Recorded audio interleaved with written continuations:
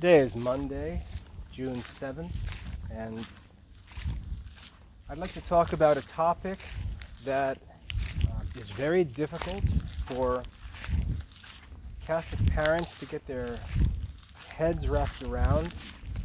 And one of the reasons is because it's a very practical issue that requires experience and really challenges us as parents to think outside the box, as it were. But I think there comes a point where we have to realize that we can't just do what everyone around us is doing. We have to consider that if the results of the way that everyone is walking are results that we're not interested in, and we want something different, then we're going to have to consider something different. And when we consider and attempt something different, it takes guts, it takes courage, it takes perseverance, it takes humility, because when we begin to do something different, it often struggles to get going, and the fruits of it aren't seen immediately, and we start to get questioned and criticized. We start to second guess ourselves. And to do something different takes real guts, takes real principle, real perseverance. And I think that by talking through it, we can gain a little more confidence, and I can share some experience that I think will help you to see through some issues that maybe you don't have experience in and are nervous about. So the topic that I'd like to talk about is, how does a classical liberal arts education transition into modern college attendance and career preparation? How does a classical liberal arts education transition into a modern college program, or just in general career preparation? And this is where, as I said, we need to be willing to think outside the box. And let's just talk about the box before we get started. Let's look at the normal way that parents and students go about high school education, high school diplomas, college admission, and so on. And then we can compare some alternatives to what's normal. We have this normal system of education in place. It starts in kindergarten, goes up through 12th grade, completely artificial, completely modern, and man-made. Never existed in the history of the world until the mid to late 1800s, but is so common today that it's hard for anyone to imagine life without it. For example, in a talk today, Bishop Robert Barron, who I think is a very good bishop, very good teacher and representative of the Catholic faith, he was talking about the future of Catholic schools. And one thing he said that I thought was funny was, he said that Catholic schools are essential for evangelization. Catholic schools are essential for evangelization. And the reason why I think that that's funny is because the Catholic schools never existed until the late 1800s. The Catholic schools never existed until the late 1800s. And so if we think that people were coming to America as early as the 1600s, even earlier, the Revolutionary War was fought in the late 1700s. The Constitution was ratified in 1789. America was already established and growing for 100 years. before the American Catholic school system was even invented. And yet, when people think of it or speak of it today, not much longer after it was even started, it's talked about as if it's essential to the Catholic mission. And of course it's not. Never existed in the previous 1800 years of church history. It's not essential now.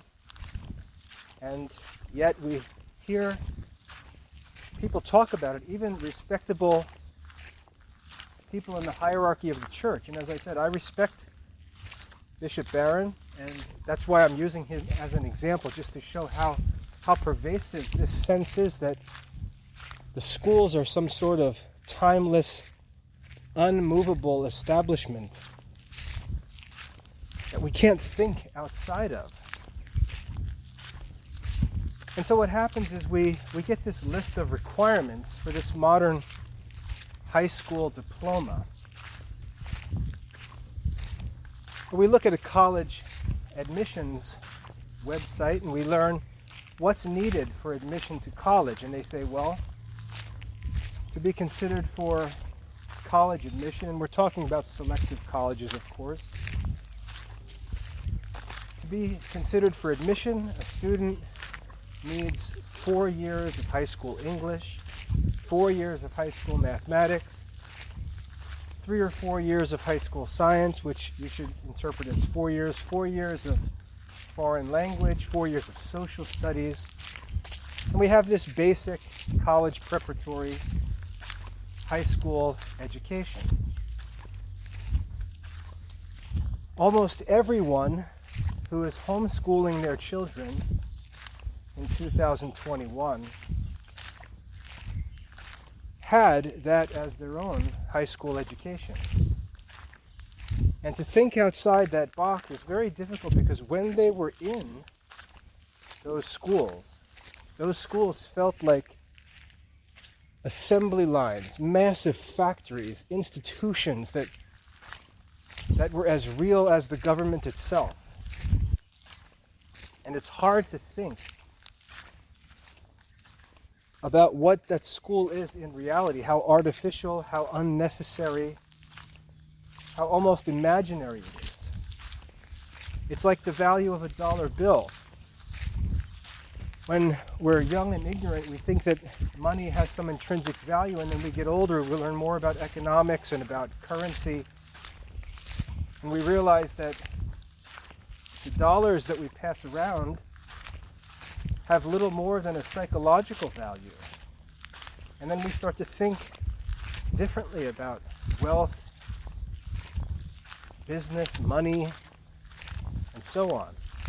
When we look at the school system, we have a hard time realizing that it's not real, that it's not necessary. Like when your teachers in middle school would warn you that if you were bad in class, it would go on your permanent record. And all of a sudden you started to worry about the thought of that day being on your permanent record, only to find out there's no such thing as any permanent record. A good illustration of the public school system, which I use all the time, and this extends not just to the public school system, but to this whole world of K-12 education, high school diplomas, college admission.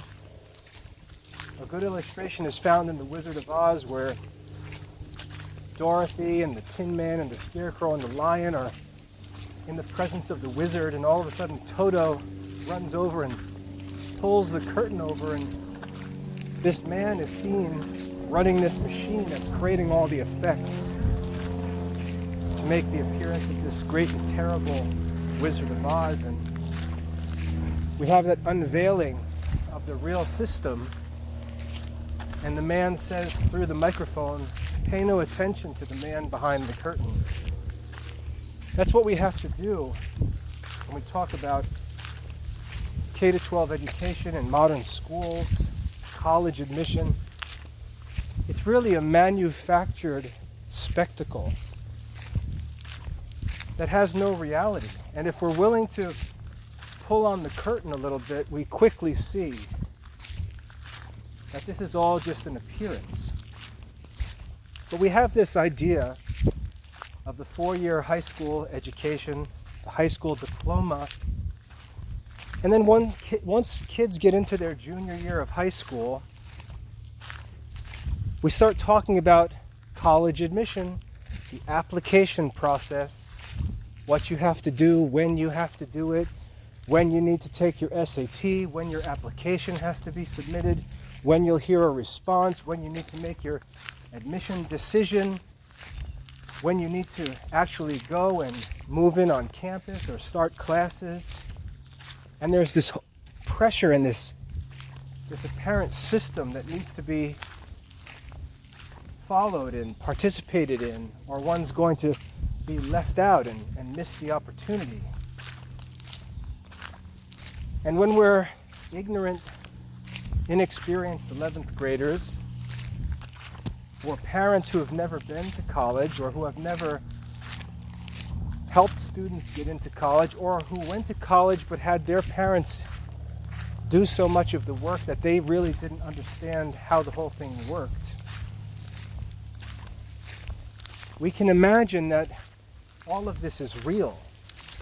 These deadlines and due dates and application procedures and so on.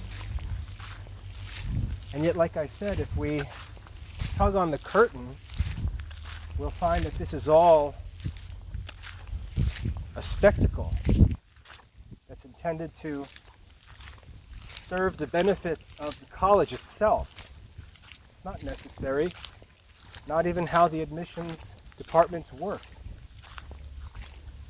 And I would argue that that misunderstanding is the number one cause of the errors that parents make when it's time to make decisions about their children's education. They think that all of those things are real, and there's only one way to do it, and there's these deadlines, and there's these tests that have to be taken, and there's these applications that need to be submitted, and it's just, if we don't get it all right, we're taking a big chance and we might get in trouble. So let's just stay in line here, keep following everyone else, and make sure that we don't screw this up. And that's how most parents are making decisions for their children's education, especially when they get into high school, because when kids get into high school, all of the spiritual, ideal, philosophical ideas that parents were talking about when their children were 8 years old are slowly replaced or quickly replaced by anxious thoughts about college admission and careers. And this leads us to make mistakes. And I'd like to share an example of how I made a mistake with one of my children. And I think it serves as a perfect example of why we need to be careful here. And I'll share this example. It was my eldest daughter, Elizabeth, and sharing this story, I don't think this is embarrassing in any way to Elizabeth as much as it is to me, because I was the one who made a bad decision. So my daughter Elizabeth, who was born in 2001, was a very, very bright girl. She was reading when she was 3 years old. Always bright, always excellent with studies, always a hard worker, good girl. She was running a business when she was 13 years old. She was breeding dogs and selling them all over the East Coast, making thousands of dollars. She worked at a greenhouse owned by our friends around the block. She was just good at everything she did. She was strong and healthy, smart, as I said, and when she was 17 years old, she decided that she wanted to pursue medical studies in college, after high school, whatever. And that to prepare for that, she wanted to become an EMT, an emergency medical technician, because she thought that it would be a good idea to complete this EMT training, and then she could work as an EMT, and that could be what she does through college as her source of employment while she's in college. And she had all the qualifications for this kind of work. She had always done veterinarian type work on the farm with the animals she raised and with other farm animals. And we couldn't deny that she was cut out for that kind of work. And so we made a deal with Elizabeth that when she was 17 years old, she could ease up on some of her classical studies and Catholic studies, and she could spend her last year of high school, as it were, taking some classes at a community college where she would complete EMT training and be a certified EMT worker. And we agreed to this plan, and I agreed that if she completed these community college courses, we would acknowledge them in her high school transcript in our homeschool, so it would be sort of a trade-off. And she devoted her attention for that last year of her high school studies to a focus on this study at the local community college, taking some science classes and this EMT certification course. Well, by the time she was in the courses, she was the top student in the class. The professors loved her. She was being recommended for all kinds of programs and special opportunities, paramedic training, and she was loving it.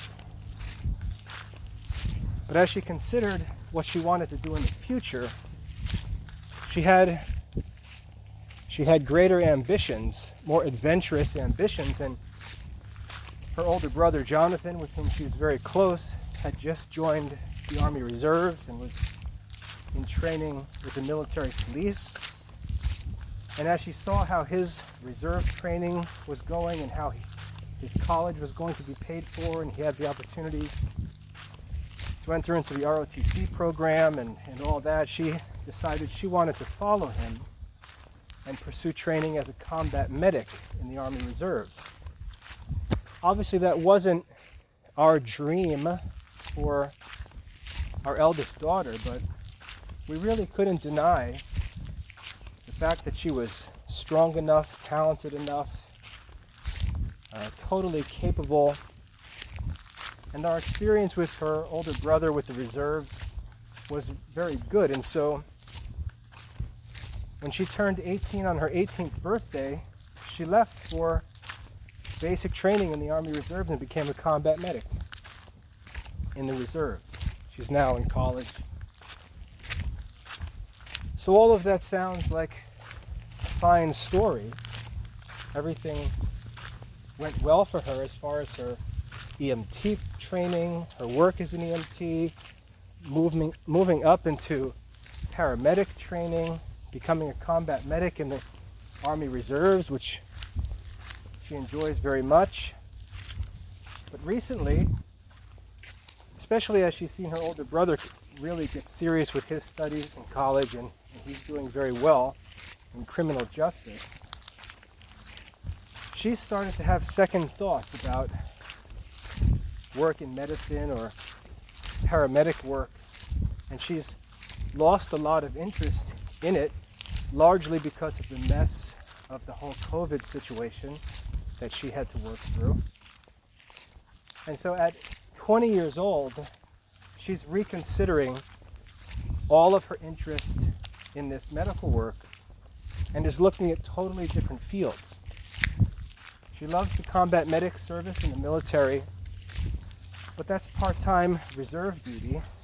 And when she looks at career options, she's really not interested in paramedic work that she thought she was going to be interested in. because having experienced it on a full-time, real-world basis, it's really not something that she wants to continue. Now, the reason why I'm sharing this story has nothing to do with Elizabeth's life and career and all this. It's got to do with the fact that when she was 17, we allowed her to change her studies from what were our ideals, which were classical Catholic studies, and begin to move into specialized college and career prep. We allowed her general education as a Catholic studying the classical liberal arts, getting into philosophy and theology, to be set aside a bit so she could focus on what appeared to be an emerging interest in a certain field of work. And the error that I'm trying to show and highlight is that these decisions being made by teenagers and young adults about their future work are completely uncertain. They're not binding in any way. They can change, and if a child is unhappy, they should change. And so I'm not complaining that plans change or goals change. I did the same thing. I was a pre-medical student myself who, getting ready for my senior year in college, chose to pursue classical studies and to work in education. And that was a right decision for me. And my daughter is probably making a right decision for her as well. What I'm trying to show is that talk about occupations, career preparation, specific college plans for specific programs, all of that talk in the mouth of a 16-year-old, 17-year-old, even 18-year-old, all of that talk is premature and unnecessary and shouldn't be listened to. Parents should establish their plan for their children's education, and that should go through to their legal adulthood, when the church teaches that our children have the right, a right that we need to respect as parents. They have the right to discern and choose their own state of life and life's work. But as long as they're dependent, living at home, and we're responsible for their studies, we should make them submit to and complete the plan of studies that we've laid out for them, and not be distracted by talks of career preparation, specialization, and so on. That's a mistake that I made with my daughter Elizabeth. And again, I'm not talking about her actual professional interests. I'm simply talking about the premature choices that I allowed her to make, that I should have put off and told her to leave for a more appropriate time. And this is what I think causes trouble for most modern parents. They start to worry about college, career, specific career preparations, and they set aside the general Catholic, moral, philosophical, theological training that their children still need, and they start to allow it to be replaced with specialized career studies. And there's no need to do this. There's no reason to do this. And really, it's foolish to do this for many, many reasons. And I'll explain some of them. First of all, getting back to this established box or system of high school studies and college admission, we're presented with this idea that when you're a junior in high school, you need to start with your SAT preparation. When you're a senior in high school, usually before Christmas break, you need to have your college applications ready, going out. And then in the early spring, you start to receive results of those applications, responses and decisions. And then in the spring, you need to make your college choice, because in September, the September after you graduate, so you graduate in June, and then July, August, September, you start college. And that's the plan, that's the system, that's the box that everyone works in.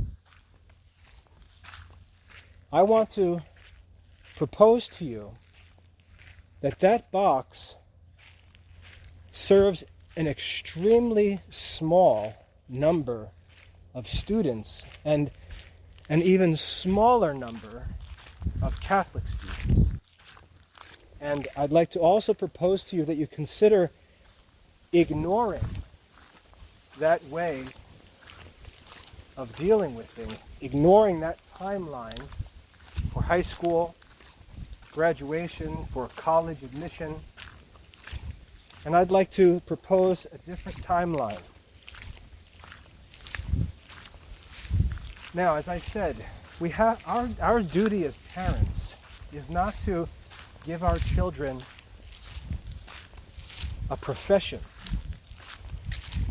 Our duty is not to choose their state of life. Our duty is not to tell them what line of work they should choose as adults.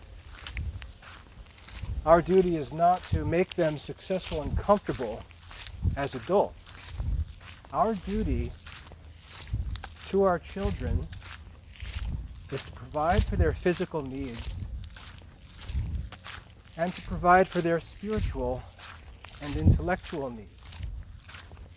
Our duty is to give our children the experience, the knowledge, and the skills that they need to be able to go into their adult lives and make good decisions and carry out those good decisions.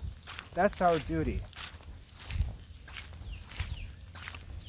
Our duty is not to make our children successful. Our duty is not to make our children Christians, because that's not in our power. Our children have to choose with their own free will, in their own freedom as adults. They have to choose to follow Christ. They have to choose to submit to the authority of the church and be obedient. We cannot make our children believe or obey the gospel. Our job is to teach our children the gospel and to give our children reasons to believe that it's in their interest to believe and obey the gospel. If we begin to lose focus on our true duty as parents and begin to admit other things, other goals that are not actually within our power, that are not our duty, we'll begin to neglect and let go of those things which are our duty. And instead of doing our duty, we'll end up neglecting our duty and extending ourselves, or overextending ourselves, to try and do things that are not in our power and that are not our right. And those things will in most cases fail anyway, and will also have neglected our actual duties to our children. So our first focus has to be on the moral, spiritual, and intellectual formation of our children during their youth. That's our actual duty. contrary to what everyone in our society says, it's very easy to make a living in modern society. It's very easy. If a child grows up and is healthy, is free from bad habits, is a hard worker, has natural ambition, and can get along with other people, he or she can easily make a comfortable living in the world. It's very easy to make a living. My kids joke about how easy it is to get a job, to get financial aid, to get grants and scholarships and money for school, to get anything that they need. They joke about how easy it is and how kids their age have no clue what they're doing. They joke about it. This idea that it's impossible to make a living if you step outside the box is simply a lie. Now, what's the alternative to this normal track that everyone's on? Well, let me propose a few different options. And remember, there's lots of variables because every child's circumstances are different. For example, my wife's parents were financially very comfortable. My wife went to college right after high school, got into Rutgers University. Her father wrote the tuition checks, and she finished college in 3.5 years. Decent grades, got her degree, lived happily ever after. That's one set of circumstances. My circumstances were completely different. I came from a family where no one ever went to college. My parents were not financially comfortable. They were struggling to just maintain their own household. They didn't contribute a single dollar to my college education, and that's not a complaint, that's just a fact. Thanks be to God, I didn't need my parents to contribute. But I had to figure out how college works, how college admission works, how to pay for college. I had to take my time. I had to take part-time classes some semesters, summer classes to make up for my part-time classes. I had to repeat classes at times because I didn't do well, because I had to work too much and I couldn't study. My grades were low, so I repeated a course. It took me 7 years to complete my bachelor's degree in classics. But in the end, I graduated magna cum laude with an honors degree, was inducted into Phi Beta Kappa and 2 other honor societies, had great relationships with all my professors, and had a full-time teaching job before I even got my degree. My circumstances were totally different. My children, their circumstances are totally different.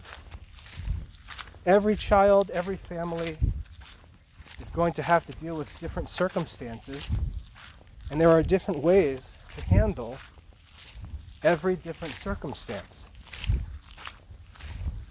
If you put your children on this one assembly line path, and they are not the ideal fit for that path is going to cause them to make bad decisions and do things that hurt them long term. The normal path is only a good option for those students whose circumstances match the way that path works. My wife was a good example of that. Any other circumstances can lead to bad decisions that will haunt the children for the rest of their lives. For example, what we're taught as high school students is you get to your junior, senior year, and you have a good idea of what your SAT scores look like, what your grade point average looks like, and so it's time to choose a college. And what the guidance counselor will tell the student is, well, you should apply to one college that's sort of like your dream school. And then you should apply to a couple other colleges that are safety nets, where you'll likely get admitted, because you don't want to be left out, hung out to dry. So apply to your desired school, but then also apply to a few backup options. So the student will do that. And it costs money to apply to school, so you can't apply to 100 different schools. So the student at that point will pretty ignorantly pick a few schools that he thinks are interesting, and he'll send out applications. And let's say he gets denied admission to his top school, as I did when I was going through this path to college, the normal path. I was denied to the college that I wanted to go to. And so the advice to me was, that's why you apply to some safety net schools. And so I was admitted to my 2 safety net schools, so I picked one and went there for my college studies. And that's what kids normally do. And they go to their safety net school and they study for 4 years, and they get a degree from a school that's not very good, that they didn't really want to go to. And in the end, they have a degree in a college experience that really doesn't help them in their career. And they should never do this. There's no need to do this, and they shouldn't do this. Just because you were denied to a school at a particular time, following one particular plan, doesn't mean that you should now accept your place in an inferior college and settle for an inferior degree that doesn't really help you. So the first thing that I would say is get rid of this idea of how we apply to college with this one shot to make it as a high school senior. And if you don't make it all the way, you just settle for level 2. That's not how college should be thought of, and it's really not how college works. You don't need to be admitted to college in the spring of your senior year of high school. You don't need to apply to college in your senior year of high school. That's not necessary at all. And if you're not prepared to apply to college and be admitted to the college that you really want to go to the program that you really want to be in, rather than apply prematurely, get denied, and then turn away from that program and settle for something else, there's no reason to do that in the first place. So what's the alternative? Here's an alternative. A Catholic family could focus on the child's moral, intellectual, and spiritual development through the time the child turns 18 and is really starting to get antsy and ready to move on. The child can finish his homeschool studies and get a homeschool diploma from mom and dad that looks like the diploma and transcript of a student who spent his childhood studying classical liberal arts, Christian philosophy, and Catholic theology. It should be a classical Catholic transcript. And you say, oh, but what about modern subjects? What about modern math? What about modern sciences? They're not going to be on the transcript. So what? There's another option, an even better option. And here's what I'd recommend. And again, this is an option. When the child is moving up into his adult years at age 18, he can finish his homeschool education at 18. After he's finished with his homeschool education, he can spend the next year at a community college or in an online college program, and he can specifically study those courses which his classical Catholic transcript lacks. He can go to the community college and he can study high school mathematics. He can study algebra. He can study geometry, trigonometry, whatever he'd like. He can study biology, chemistry, physics, all at the local community college. He can concentrate on those courses, earn high grades in those courses, and finish his first year of school, or even his first semester at school, depending on how much coursework he would need. He can then have two transcripts. He can have his classical Catholic homeschool transcript, which is awesome, and he can have his community college transcript, which fills the gaps of his classical Catholic homeschool transcript. What's best about the community college transcript is that if he's applying to a school in the state in which he lives, almost all of the credits from his community college courses will be accepted in any other college in the state. So, for example, let's say we're in New Jersey, where I grew up.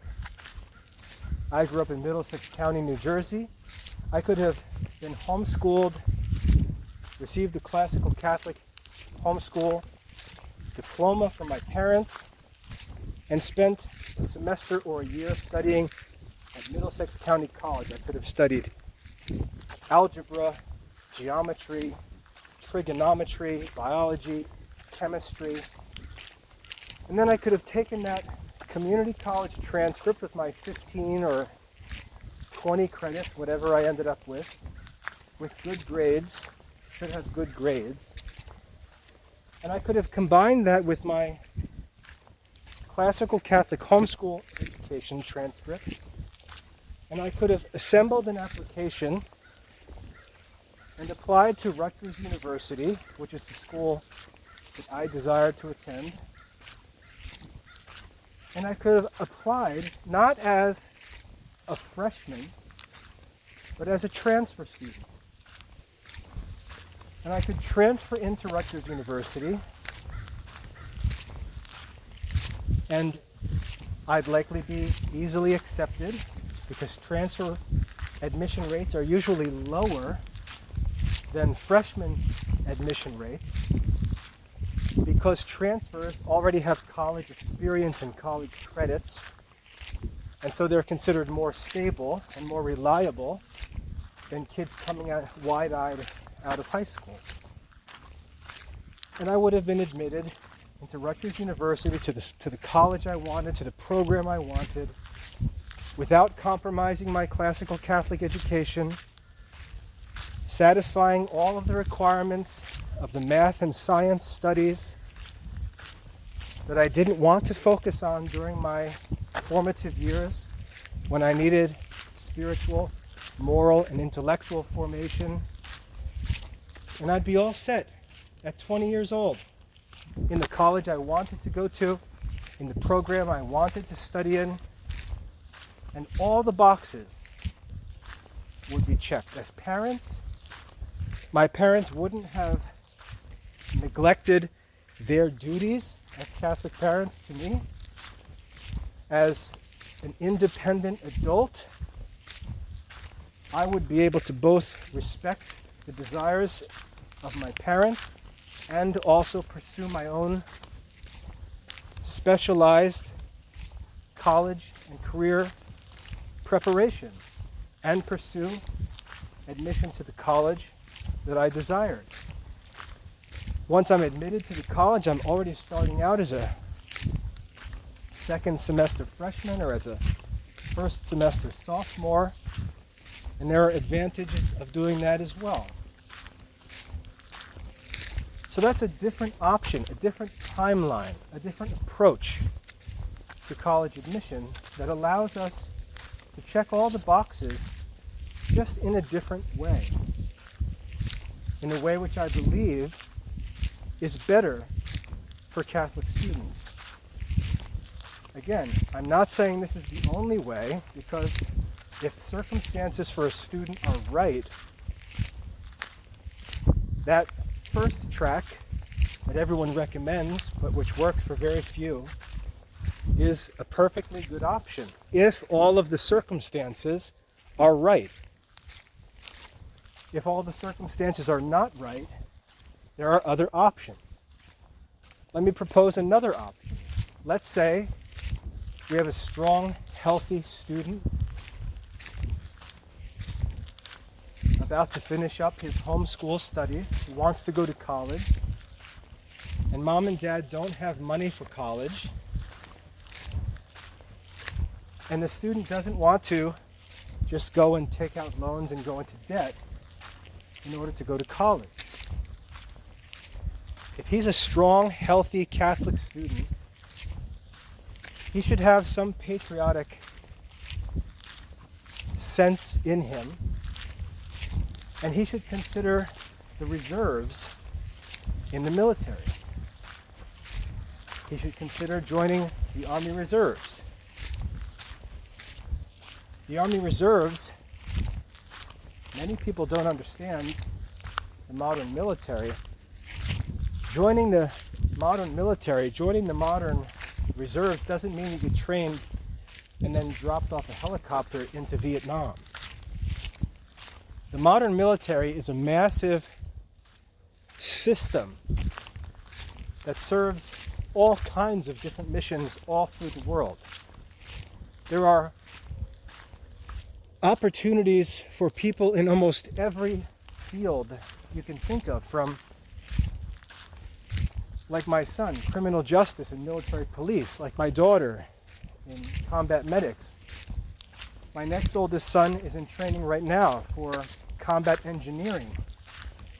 There's computer technical work, there's mechanic work, there's publishing and public relations work, communications work. It just goes on and on.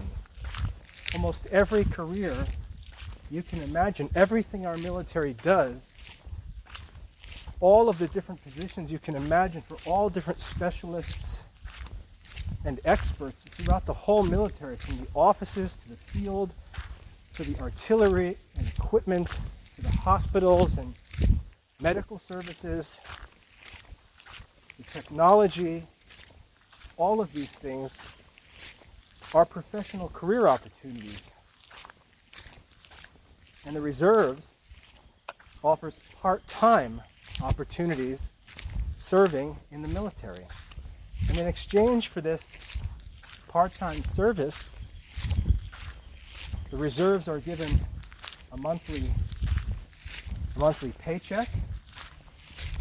For example, my son's paycheck out of basic training was $200 and something a month.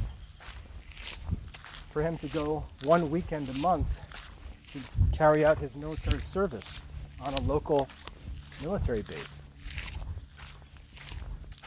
He then was able to apply to college, and the training that he received in his field, in the military, in basic training and his professional training, which lasted half a year or so, maybe 8 months, ended up giving him over 20 college credits right off the top. So he applied to college as a new student, but with 20 college credits. He actually chose to do some preparatory work before applying, so he actually took a few community college courses, got A's in his courses, and ended up with 30 credits or so by the time he applied to the college and program that he wanted to go to. All of his college is paid for. He's in the ROTC program, which in addition to his $200 a month of reserve pay, pays him $400 a month as a member of the ROTC program. His tuition is paid. Everything's provided for him because we simply took a different route that was best for my son. And my daughter chose the same path, and my next son is also following that same path, all in different career paths, but following the same general method of how to go about pursuing their college studies with their career plans in view. So that's another option for children. Another option could be religious vocations. And religious vocations can be either a student finishing his homeschool studies and then moving into a religious community, or it could be a student who finishes his homeschool studies and then desires to enter into seminary, a college seminary if that's available, or to go to college, get a 4-year degree, and then move on to seminary. In our diocese, our bishop just built a brand new college seminary, so kids can go straight from high school to seminary. But there's going to be the challenge of paying for and completing a 4-year college degree in the normal course of preparation for admission to seminary. And again, that's going to be a different set of circumstances to have to work through.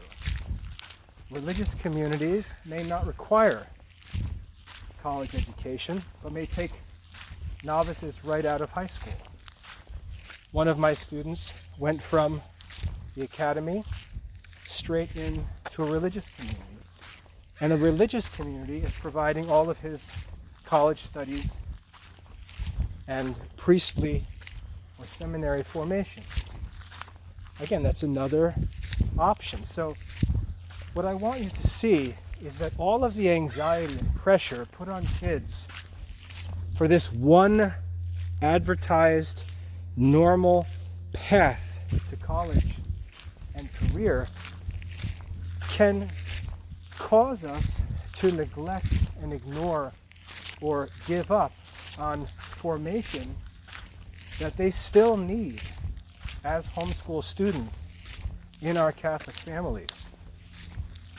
And we have to, I believe, we have to resist that pressure as a worldly pressure, and we have to make sure that we fulfill our Catholic duty to our children, which is to teach them to know, love, and serve God. That's our duty.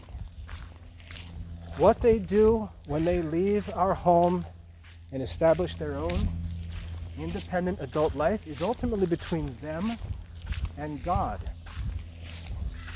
Theirs is not our life to live. They're not remote control cars or robots that we continue to steer and drive through their adult life, just as our parents don't control our adult lives. We need to focus on our duties as parents, mind our own business, and make sure we do it. Because many parents who run into matters that aren't their business neglect and fail to do their actual required duties as Catholic parents. So the point of this talk is that this pressure, this anxiety, this sense that there's no time in the homeschool curriculum for all of these Catholic studies, these classical studies, philosophy, classical languages, sacred scripture reading, catechesis, and so on, because colleges require math and science. What are we going to do? The college says that Tommy has to have 4 years of science, and that doesn't need to be understood. if we're willing to think outside the box in just one way. There are a number of different ways to take care of these college requirements, which you'll see I'm not criticizing college requirements. College requirements are not the problem. How we go about satisfying the college requirements, that's the problem. Let me repeat that. The college requirements are not the problem. How we go about satisfying those requirements as Catholic homeschooling parents, that's the problem. How we go about satisfying college admission requirements, that is the problem. There are many options for us, many options for our children, which should be encouraging to us.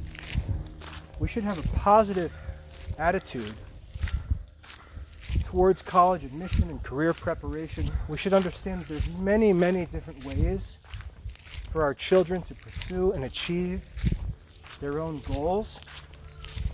And one of the things that we need to do is, by understanding this, we need to be able to help them learn about these options.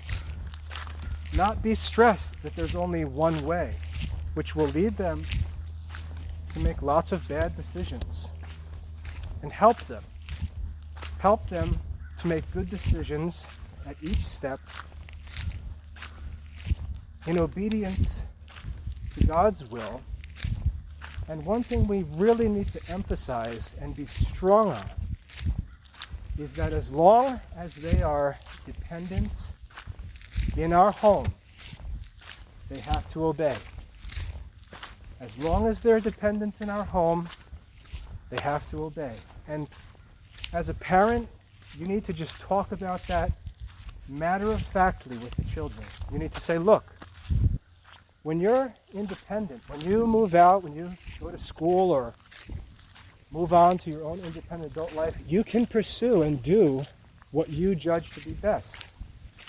No one's denying that. That's your right. Catechism teaches that. You should show your children in the Catechism where the Church teaches that they have the right to choose their own state of life, they have the right to choose their own spouse, they have the right to choose their own profession in their adult life. All of that is true, and you need to make sure your children understand that you know that it's true. The question is not whether they have that right. The question is, when do they begin to exercise that right? It's not when they're 17 living at home. And I think if parents and children communicate like that this relationship between the father and the children, or the mother and the children, that this relationship of superior and inferior is temporary. I think a lot of the fighting between parents and children goes away. Children understand that the best way to be free is to become independent. The best way to be free from your parents, and I say this in a good way, the best way to be free is to study and finish your required studies. The best way to be free is to become independent.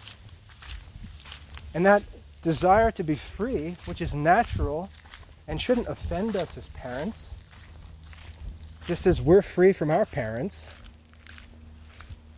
that desire to be free is the natural motivation for the kids to work hard and take responsibility for their lives and get going and study and work.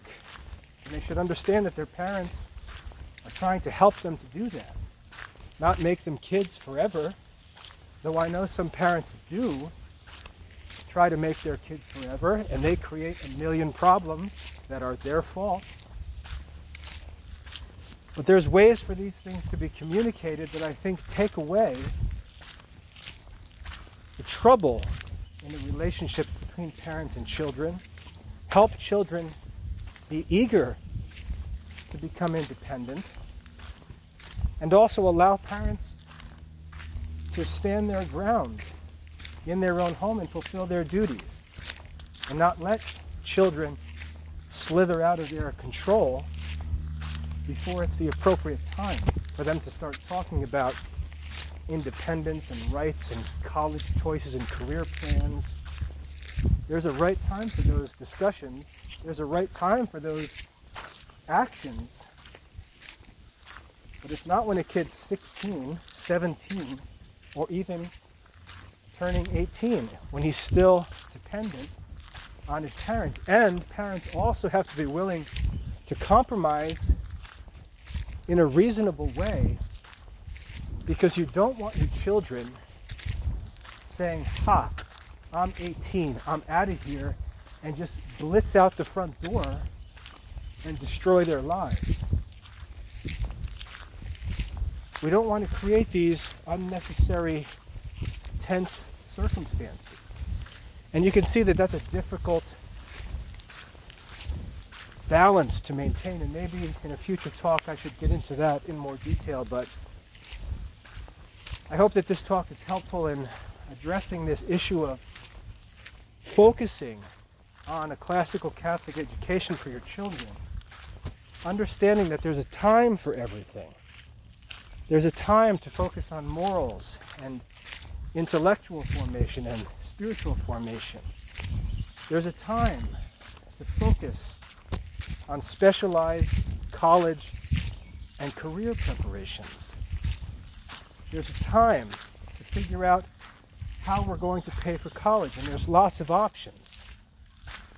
There are all different variables, all different circumstances, from child to child,